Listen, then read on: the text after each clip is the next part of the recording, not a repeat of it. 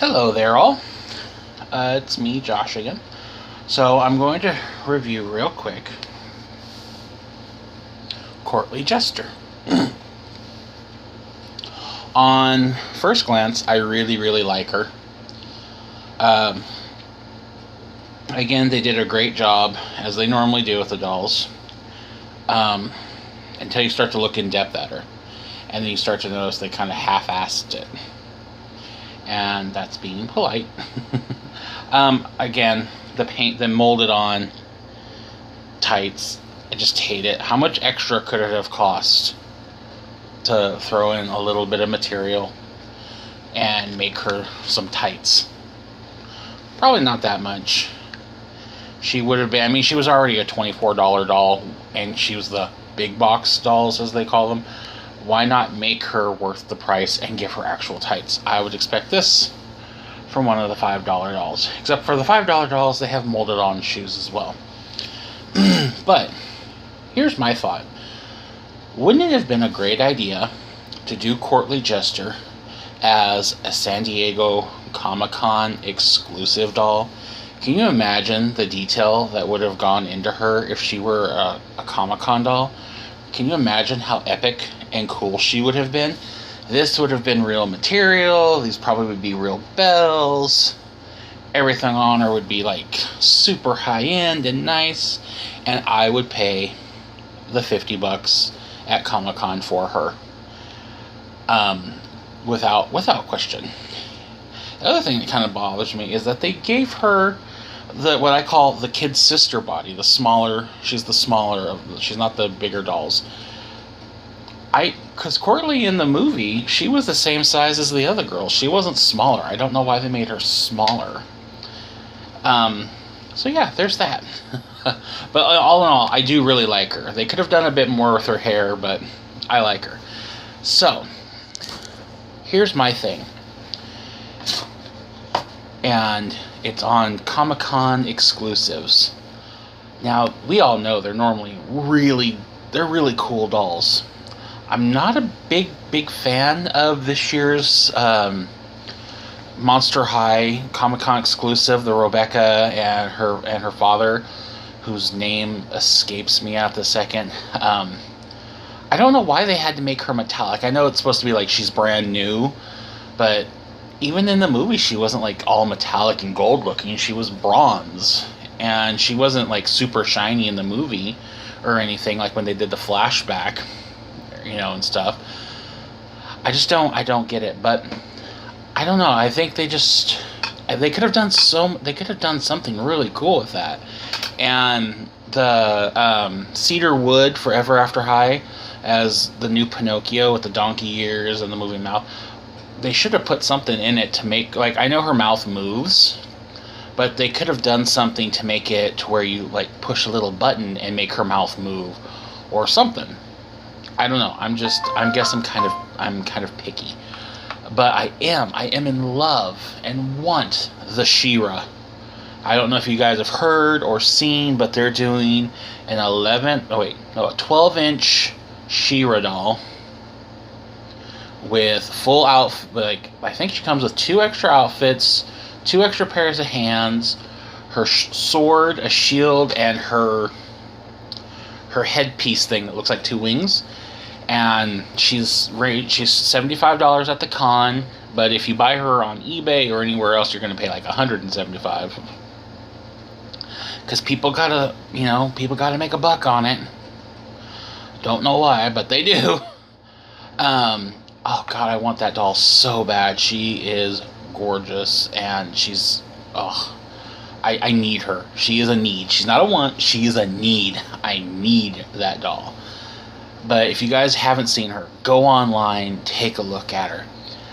The other past Comic-Con dolls I really liked. Like, I really wanted the Wedona Spider, Webberella. I really wanted her really bad because she was so awesome looking. I just thought she was great. I never got her.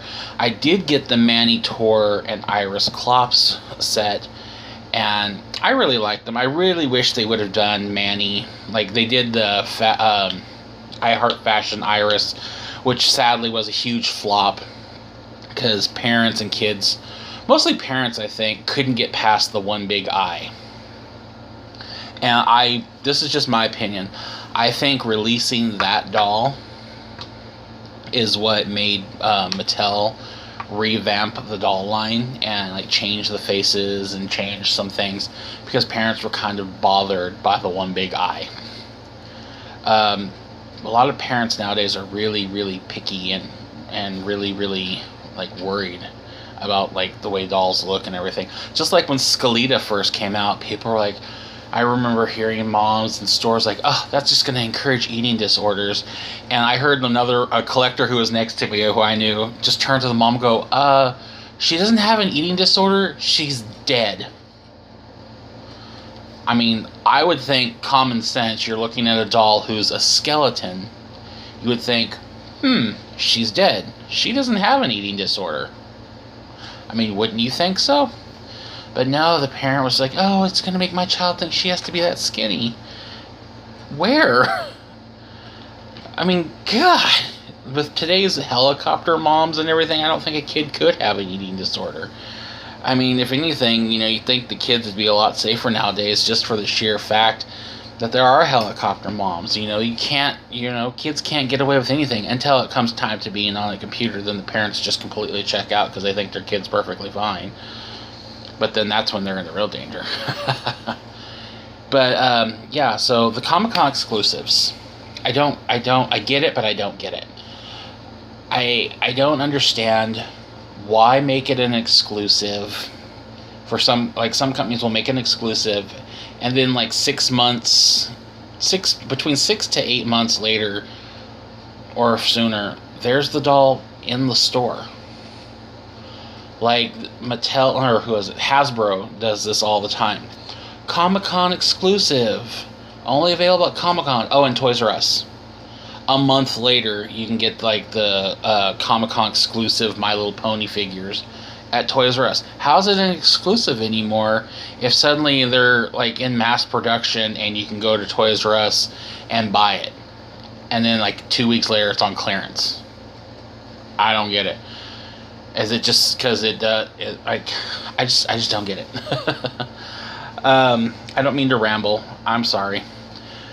I know I go off in tangents about dolls, but I am very passionate about my hobby, and I've been in it my entire life, and I do kind of get passionate about it. So, sorry if I go on tangents. But like I was saying, Comic-Con exclusives. They are great most of the time. And the parts of them, the dolls themselves are great, but the people buying them for between $45 to $75, and then adding a $100 fee onto it for you to buy it, it just seems so wrong to me. It really pisses me off. But if you want it bad enough, you're going to pay the price. But then you get people like me, and I'm not bragging or talking myself up, but if I get a Comic-Con exclusive, and I have in the past, if I don't like it, I sell it for the price that they would have sold it for at the con. I've had it to where I've had people pick them up for me at the con and then bring them back to me, so I spend the same amount. But I'm not going to sit there and try to gouge someone just because it's exclusivity. You can't get it unless you go to that. These are the same people who will pre-order between six or seven of them online, and you can do that. You can pre-order them online and get a ticket so you can wait in line. To get it. I think the companies should make it to where one, if you're at the con, you can get it. I don't think you should pre-order them, and I think you should be a limit of 2. That's it, 2. They're exclusives for a reason. You have to pay for this event to go to it. You're already dropping. We're already at the con. You're going to be spending a shit ton of money while you're there. I haven't known anybody who's gone to Comic-Con who hasn't dropped $1,000, at least $1,000 or more. It's going to happen. You're at a con. Just like when I go to a doll show, I know I'm not walking out of there without dropping at least $100. And I tend to. It's not like a rule for me. It's just, you're going to find something You know, you pop what I call you pop the cork when you get into a doll show. And you're like, you know, you buy the one doll. You know, you're like, yeah, I got my little sleeping bee JD. And you're like, okay, I feel good with this purchase. And all of a sudden the floodgates open. You're like, oh, I didn't see that doll over there. Oh, I got this one now. Ooh, that one wasn't there earlier. Oh, crap. Next thing you know, your arms are filling up. Oh, no. I had $200 when I walked in here. What happened to all my money? It's just, it happens. You walk into any con or a show, and all of a sudden, you broke. It's just the way of the world. Anyway, guys, I'm not going to record a video for a few days because I've got some personal stuff going on, so I'll let you guys, certain people will know what's going on. I just have some personal family stuff I have to take care of. Nothing bad, nothing great, but nothing bad. It's just going to be like a week. So I will let you guys, I will do a video in a week to let you guys know what happened. I hope you guys have a good week. I love you all. Sorry for this incoherent rant. I know I kind of jump around a bit, and I'm sorry. But I hope you guys have a great 4th of July. I love you all. Please be safe this weekend. I hate hearing about anybody getting hurt. Just be safe, have fun, be responsible, and light a few fireworks for me, because we can't do it here in Northern California because everything around us is catching on fire. So, love you guys. Bye.